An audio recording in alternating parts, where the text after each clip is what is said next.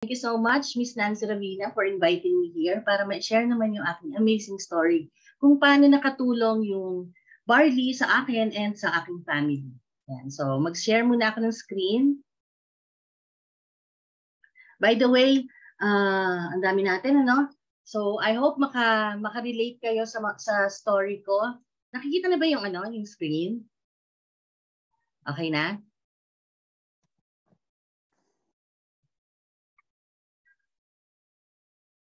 Nakikita ba? Ano naman po? If nakikita yung ating screen? Yes, kita po. Ayun. Thank you so much, Mr. David, Mr. Jonathan David. Yan. So, my name is Tairani Sagun. So, I'm a nurse by profession and I am a barley user. So, ito yung aking story. Ba't ayaw niyang gumalaw? Yan. So, before ko i-ano sa inyo yung aking, kung paano nakatulong ang barley. So, pakilala ko muna, quick background. So, ito yung husband ko, he is a military man. And then we have 3 children, puro babae silang lahat. And meron kaming ito na lang yung existing parent namin, yung aking mommy. Kasi ang aking husband ay ulila na and yung father ko din, yumao na rin. Yan. So, I am a nurse before, kasi ngayon hindi na ako practicing nurse. So, pinapractice ko na lang yung profession ko through sharing ng ating ng beauty ng barley.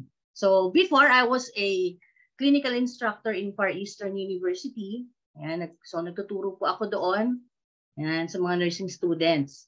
And then after that, na-employ naman ako sa DSWD. Pero during the time na nasa DSWD ako, I was practicing as a nurse, pero yung item ko is house parent. So hindi ko kaagad na practice yung yung profession ko doon sa NTSB kasi that time ako as house parent. So naka-include ako dun sa cottages. And then during the time na ma-introduce sa akin yung itong barley, nasa infirmary na ako noon. And I am proud hindi ko masabi yung tamang word. Ayan, so kasi isa ako sa mga avid fan ng mga herbal medicines. So, doon sa paligid ng infirmary namin, even yung mga hinahandle namin ng mga children in conflict with the law, kasi may mga alaga kami doon. By the way, yun yung mga kinikater namin. Mga children in conflict with the law na ang cases nila is from simple snatching hanggang 4 counts murder. So, very stressful yung trabaho inside the infirmary and the whole NTSB. Pero, syempre, nang dahil doon, actually, ito yung nakapag-contribute para magkaroon ako ng hypertension. Kasi nung time na nandiyan ako, 3 lang kami actually na nagpapalitan. And pag naka-off yung isa, 2 na lang kami. So kadalasan, ang duty namin, 12 hours. May time pa na nakapag-duty ako ng almost 3 days kasi meron kaming isang alaga na natuklaw ng ahas. So kailangan ko siyang samahan sa hospital for the 3 days na binabantayan ko siya. Ayan. So, ito yung mga kasama ko. Meron kaming kasamang dentist. And etong time na to, medyo nadagdagan na kami.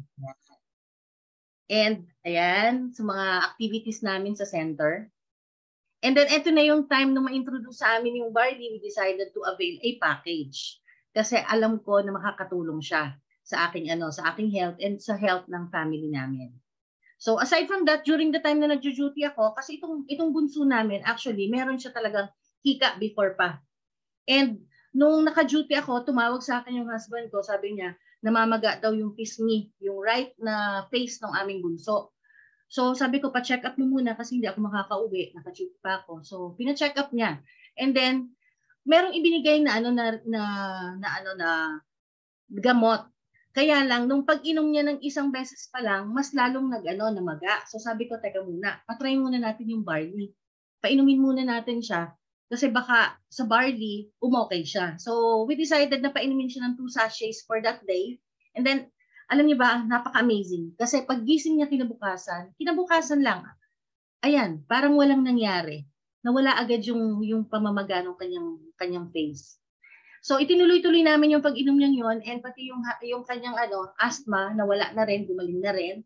And then, ito naman yung story naman nung hipag ko, kasi that time naman, actually hindi pa namin alam noon kung magiging effective ba ang barley. Kasi bago pa lang kami noon sa IM Worldwide. So, itong hipag ko kasi, tumawag to kay husband, ang sabi niya, ano kuya, tulungan mo naman ako kasi ang sabi ng doktor, kailangan daw akong operahan ASAP.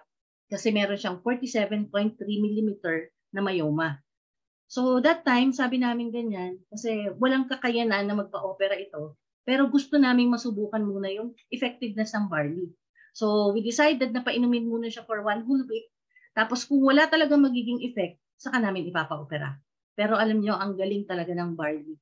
Kasi that whole week na iniinom niya yung barley, amazingly, na yung kanyang pain sa balakang, tapos yung 1 month na profuse bleeding, alam niyo, nag-lessen yon. Tapos yung yung iba pang mga nararamdaman niya like headache, meron din kasi siyang mga ganun eh. So, nawala. So sabi ko ganyan, teka muna, ipagpatuloy natin kasi kung nagle-lessen yung bleeding niya, ibig sabihin may epekto yung yung barley. So we decided na i-continue yon together with the help of yung sister-in-law ko na si Miss Jocelyn Sagun Padua, ayun. Nandiyan siya actually. Thank you for watching, ate. So, we decided na ipagpatuloy yon. So, kami yung nagbigay sa kanya for the whole 2 months. And alam niyo ba, sa continuous na pag-inom niya ng barley, yung myoma niya na 47.3 mm, natunaw yon. Grabe lang. So, grabe. Yun yung pinaka-turning point namin na, hindi lang pala yung barley, hindi lang pala sa ibang sakit kumbaga, hindi lang sa cancer, hindi lang sa asthma, hindi lang sa hypersensitivity reactions. Even sa hypertension ko, nakagaling ang barley. Kasi kaya kami nag-join dito kasi nagkakaroon na ako noon ng hypertension. So tumataas na yung BP ko dahil nga very stressful yung kumbaga work-related yung hypertension ko kasi that time nagwa 160 over 100 na ako, and for the whole week talagang lagi akong nahihilo. So nagpa-check up ako noon, and yun nga, sabi sa akin, i-check yung BP ko for 1 whole week para malaman kung talagang meron akong hypertension, and talagang tumataas siya. So kaya namin na kilala tong barley, it's because of that. Sinubukan ko talaga siyang inumin. And amazingly, until now, I am a proud user of barley, and talagang ang BP ko normal na po. Yan. So, eto pa, bukod pa dyan, syempre, meron pa akong ibang mga kasi sa tumatanda na. So, medyo nagkakaroon na ng mga kung ano-anong nararamdaman dahil din sa mga nakakain ko. So, nagkaroon din ako ng acute hypersensitivity reaction. Ito yung one time na nasa Green Hills kami, and then all of a sudden, kasi kumain kami ng samgyupsal, hindi ko alam noon na yung kinain ko is, hindi siya fresh, yung shrimp paste. So, yun yung trigger ng aking sensitivity reaction. So, namaga yung face ko. And then, ayan. So, kung makikita nyo ito yung aking best friend na medic na naka-assign sa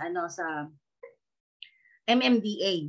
So, nung time na yon, ang tanong lang niya sa akin, kasi sabi ko, pre, help, nasaan ka? On duty ka ba? Kasi medyo hirap na ako, tapos namamagana yung face ko. At that time, wala naman si Mentor Orly. So, sabi ko sa kanya, patulong naman. Sabi niya, bakit? Ano nangyayari sa'yo? Sabi ko, ang dami ko ng rashes. Ang tanong niya lang sa akin, nahihirapan ka na bang kuya? Sabi ko, medyo. Alam niyo ba, pagkasabi ko ng ganon, in 8 minutes from Makati, natakbo niya ang San Juan. Grabe. Kinuha niya ako dun sa kasi may meeting kami noon that time, nila Mentor JC. Kinuha niya ako, nagulat silang na bakit merong medic na parating. Pero ayun, tinulungan ako nitong aking best friend, dinala niya ako sa pinakamalapit na hospital. Ito yung kumbaga under observation ako for several hours. Pero amazingly, hindi naman nagtagal kasi pagka-inject sa akin nung binigay na gamot ng doktor, naghupa naman siya. So, pinalabas ako, pero bago ako pinalabas, binigyan niya ako ng mga kailangan kong inumin. Pero dahil kinabukasan, kailangan kong umattend pa ng yung mga dapat kong presentahan. So, yung binigay sa akin na reseta, hindi ko muna siya ininom kasi kailangan ko pang mag-drive from Mandaluyong going to Tanay. So, ang ginawa ko lang yan, uminom ako ng 2 sachet ng barley, and then nag-drive ako, tapos minute ko yung lahat ng kailangan ko i-meet. And alam niyo ba, pagdating ng 6 p.m., ayun, namamaga na naman ako uli.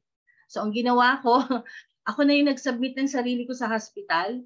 And then 6 o'clock up to 9 o'clock hindi talaga nagsasubside yung aking mga rashes. So yung doctor ng Army Station Hospital nag-decide na i-admit ako.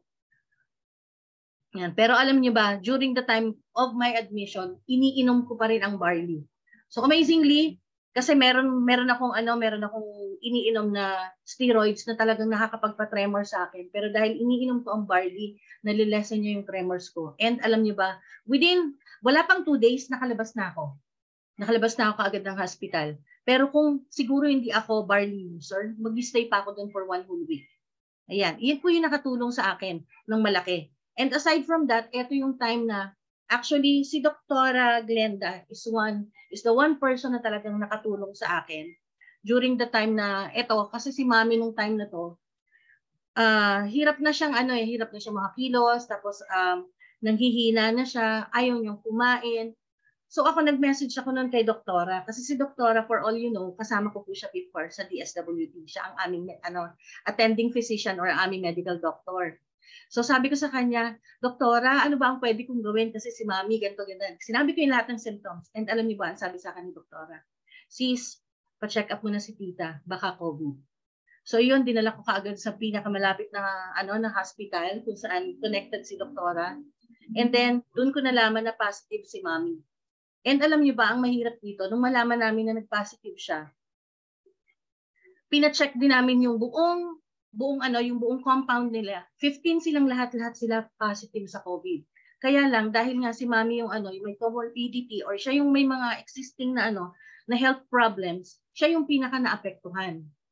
So within 2 days, may iniinom lang siya, barley, ayaw niya kasi magpa-confine. Kaya lang, hindi siya kumakain. So lalong nag-deteriorate. So sabi ko, nung makita ko na siya, sabi ko, Mami, isasama na kita sa hospital, kailangan kitang mapa-check up na ma-confine ka na. Or kailangan talagang tingnan ka ng doktor. So sabi niya sa akin, sige, basta wag mo kong iiwan. So ito yung time na dinala na namin siya sa hospital. And alam niyo ba, nung nandun siya sa hospital, so tiningnan din kung in-x-ray din siya. And alam niyo, bukod pa pala sa COVID, meron pa siyang pneumonia. So yung 1/3 na lang ng lungs niya ang clear. Lahat ng yung other parts ng lungs niya puno na ng water. So ang sabi sa akin ng doktor, yung attending physician doon, Ma'am, hindi ko na siya papayagan na umuwi kasi kapag iniuwi niyo siya, magdi-deteriorate si Mami, baka lalo siyang mawala. Hindi naman natin gugustuhin na mawala na lang ng ganun-ganun na lang si Mami. So ayaw ni Mami talagang magpa-confine nun. Pero alam niyo yun, ayoko naman din na siyempre nag-iisa na lang siyang buhay na parent namin eh. So pinakiusapan ko siya kasi ang pinakamahirap, hindi siya pwede dito i-confine kasi walang COVID facility dito sa amin sa Sampaloc. So naghanap pa kami noon ng pwedeng mapagdalhan sa kanya, and ang nag-accept sa kanya that time is yung Viluna. So doon siya na-confine, yan. Pero alam niyo ba, yung first 4 days niya, incoherent siya. Hindi siya talaga makausap. Tapos parang wala. So sabi ko, sign of senility na ba ito? O sign na ba ng kukuhanin ng Lord? So pray ako ng pray nun kasi syempre nag-iisa na lang siya. So ayoko naman na mawala siya agad. Pero alam niyo ba, kahit na ganyan si Mami, ang nakasama niya kasi that time is yung pamangkin ko kasi hindi ako pwedeng sumama. Dahil alam niyo ba, kahit ako yung direct in contact sa kanya dahil barley user ako at saka si husband, negative kami sa COVID. So ang pwede lang sumama sa kanya is yung positive din na sasamahan siya sa COVID facility. So yung pamangkin ko, binigyan ko yun ng instruction na daily, every morning and every night, paiinumin siya ng 2 sachets ng barley per day. And alam niyo ba, ito lang yung pinanghawakan ko that time during the confinement of my mother. Whatever you ask for in prayer, believe that you have received it and it will be yours. And amazingly, alam niyo ba, ito, after ilang days, nakakausap ko na siya. Tapos nakakatayo na rin siya. And ayan, nakikipagkwentuhan na siya sa akin at alam mo yung medyo masaya na. Ang siste lang, naiinip na siya dun sa hospital. Ayan, eto rin, yung sa Matthew, with man this is impossible, but with God all things are possible. Alam niyo ba, Pag pinaniwalaan natin, kahit pa imposible, kasi alam nyo, yung time na yan na na-confine siya, yung isa rin na taga rito sa amin, na mas bata pa kay Mami, na senior citizen din, kasi si Mami senior na, 74 years old. Pero meron pang mas may bata. Kumbaga, senior din, pero mas bata kaysa kay Mami. Alam niyo ba yon, during the time of confinement ni Mami, kasabay niya rin yon, na-confine din doon. Pero yun, inuwi na dito sa amin, sa lugar namin, nang naka-earn. Pero si Mami, ayan, after 20 days, naiuwi na namin siya. Dapat hindi pa, pero dahil medyo stubborn si Mami, nag-sign lang kami ng waiver. Kasi against medical advice, umuwi na si Mami. Dahil sabi niya sa akin, Lai, sunduin mo na ako dito. Pag hindi mo pa ako sinundo, sasakay na ako ng taxi, uuwi ako dyan, tatakas ako dito. So kami nung kapatid ko, at saka ni husband, pumunta kami ng Viluna, pinakiusapan namin yung doktor. Tapos sabi ko na lang dun sa doktor, kung ano man po yung iinumin pa niya at i-inject sa kanya, ako na lang po ang magpapatuloy. So nagtiwala naman sa akin yung doktor. So ayan, the following day, kasabay ko siya na umiinom ng barley. And until now, malakas pa po ang aking mother. May mga lang siya, kumbaga other na sakit, pero syempre with the use of barley, with the use of continuous use of barley, healthy pa rin si Mami. Yan. So nevertheless, I will bring health and healing to it. I will heal my people and will let them enjoy abundant peace and security. That is according to Jeremiah 33:6. Dahil totoo naman, di ba? Talagang ibibigay niya. Alam niyo, kung alam ko rin lang ito before, kasi meron pa akong isa pang testimony pa rin na sana lang kung naagapan lang noon, kasi ang father ko, that was 2009 na kumbaga siya ay diagnosed with colorectal cancer, and then after 2 years nagkaroon siya ng leukemia. 2009 yon nang makilala namin ang barley. 2016, 2017 actually. Kung noon pa lang alam ko na may barley o makakatulong ang barley sa kondisyon ni Daddy, hindi ko na siya pinaoperahan at hindi ko na rin siya pinakimo. Kasi karamihan ng mga nangyayari ngayon, sa experience ko, yung kay Daddy kasi, yung chemo ang nakapagpa-trigger ng kanyang yung second na cancer, which is yung leukemia nga. Sa family nila, ang meron lang is yung colorectal cancer or colon cancer. Pero alam niyo ba, yung leukemia niya dahil yun sa chemo. So, kung naagapan lang sana namin before, kung alam lang namin sana, hindi na namin talaga siya pinakimo at pinaoperahan. Kasi kayang-kaya pala siya ng barley. And alam niyo ba, napainom ko rin siya, kaya lang late na rin. Kasi napagod na rin si Dad. So, nag-expire na rin po siya. Kaya, yun po yung isa sa reason. Na kaya kami, isinishare namin ng barley kasi alam namin na hindi lang dun sa mga natulungan sa amin ng barley. Kumbaga, hindi lang doon sa conditions namin makakatulong ang barley, kundi makakatulong pa siya sa mas maraming tao. And alam niyo ba, through helping or through sharing lang ng barley, ayan, kumita na rin po kami kahit paano. Actually, more than 2 million na ito. So, kung paano po yan nangyayari, si Miss Nancy na po ang magdi-discuss niyan. Sa kanya na po yon. And eto rin po kung paano namin na-hit yung mga awards namin. Makikita niyo po yan sa opportunity site mamaya na i-discuss naman ni Miss Nancy Ravino. Ayan, so yan po. So ito na lang po yung iiwanan ko sa inyo. Ito po yung aking life verse o yung life verse ng aming team. So let us not become weary in doing good, for at the proper time, we will reap a harvest if we do not give up. Totoo po yan. Tanim-tanim lang po. Dahil darating ang time, lahat ng tinanim natin, aanin natin. With that po, maraming salamat. I hope naka-relate po kayo sa story ng aming family and kung paano nakatulong ang barley sa aming pamilya. Maraming salamat po.